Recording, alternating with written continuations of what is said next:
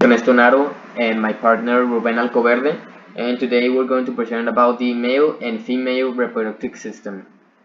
We're going to start with the male reproductive system and we're going to talk about the bath of the sperm. When ejaculation occurs, sperms are forcefully expelled from the tail of the epididymis into the vas deferens.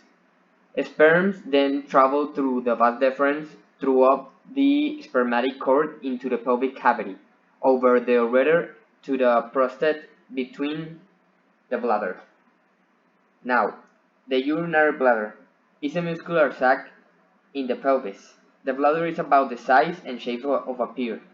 Urine is made in the kidneys and travels down to two tubes called ureters to the bladder. The bladder stores urine. Vas deferens. Vas deferens are long muscular tube that travels from the epididymis into the pelvic cavity.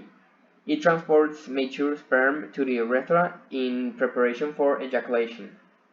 The urethra is a narrow fibromuscular tube that conducts urine and semen from the bladder and ejaculatory ducts to the exterior of the body. Then, the penis. The penile shaft is composed of three erectile columns, two corpora venosa, the corpus and the corpus spongiosum. It provides means of urination and sexual function. Epididymis. The epididymis is a narrow, tightly coiled tube connecting testicles to different ducts. It stores sperm and transports it from the testes. Testes. Each testicle is covered by taut fibrous layers of tissue called tunica. It makes testosterone and produces sperm. Scrotum. Scrotum is a thin external sac that is located under the penis, composed by the skin and smooth muscle, and it also protects the testicles. The seminal vesicle.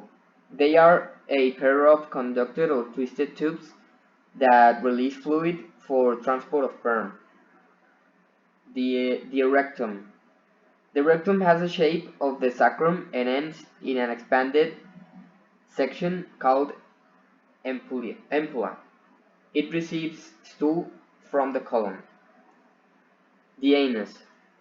It is a 2-inch long canal consisting of the pelvic floor muscles and the two anal sphincters. It controls stool. Prostate. The prostate is about the size of a chestnut and somewhat conical in shape, and it also stores urine. Now I'm going to talk about the organs that contribute to the production of seminal fluid. The organs that contribute are the prostate gland, the seminal vesicles, and the pulvorethral glands. Those three contribute seminal fluid to semen, which carries and protects the sperm. Now, I'm going to talk about the regulation of the male reproductive system. Three hormones are the principal regulators of the male reproductive system. The follicle-stimulating hormone that stimulates spermatogenesis, the luteinizing hormone that stimulates the production of testosterone, and the testosterone that stimulates the development of male secondary sex characteristics and spermatogenesis. Testosterone is produced by the gonads. Luteinizing hormone is produced by the pituitary gland, and the follicle-stimulating hormone is made by the pituitary gland too. The follicle-stimulating hormone is regulated by the levels of a number of circulating hormones released by the testes. Luteinizing hormone is controlled by the pulses of gonadotropin releasing hormone. And for last, the Hypothalamus and pituitary gland control the testosterone. The following are parts of the female reproductive system: the fundus, the ovaries, fallopian tubes, uterine cavity, endometrium, memetrium, vagina, cervix, and uterus. The fundus are responsible of joining the fallopian tubes to the vagina. The ovaries store, produce, and release eggs. The fallopian tubes responsible of fertilization and also connect the ovaries to the uterus. Uterine cavity is inside the uterus and communicates it with the cervix. Endometrium is where the implementation of the eggs take place and is found in the uterine cavity. Memetrium, found inside the uterus and helps to support it. Vagina, entrance of the female organ reproductive system, is where the penis is inserted and the birth canal. Uterus, home to a developing fetus. The uterus is divided into two parts: the cervix, which is the lower part that opens into the vagina, and the main body of the uterus, called the corpus. Oocytes. The oocytes are produced in the ovaries and transported by the fallopian tubes. Exterior organs of the female reproductive system are the following: labia majora, labia minora, hymen, clitoris, opening of the urethra, opening of the vagina, perineum, and the anus. Hormonal regulation of the female reproductive system.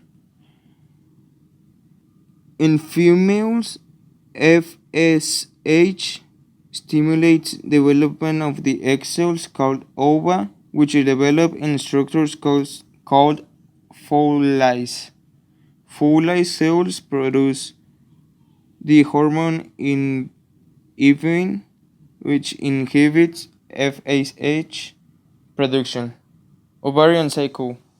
Series of changes in the ovary during which the foci mature, the ovum is shed, and the corpus luteum develops. There are three phases: follicular phase, ovulation, and luteal phase. Uterine cycle describes the preparation of the inner lining of the uterus for implantation by fertilized eggs and the shedding of the lining when implantation has failed. There are three phases: menstruation, proliferative phase, and secretory phase.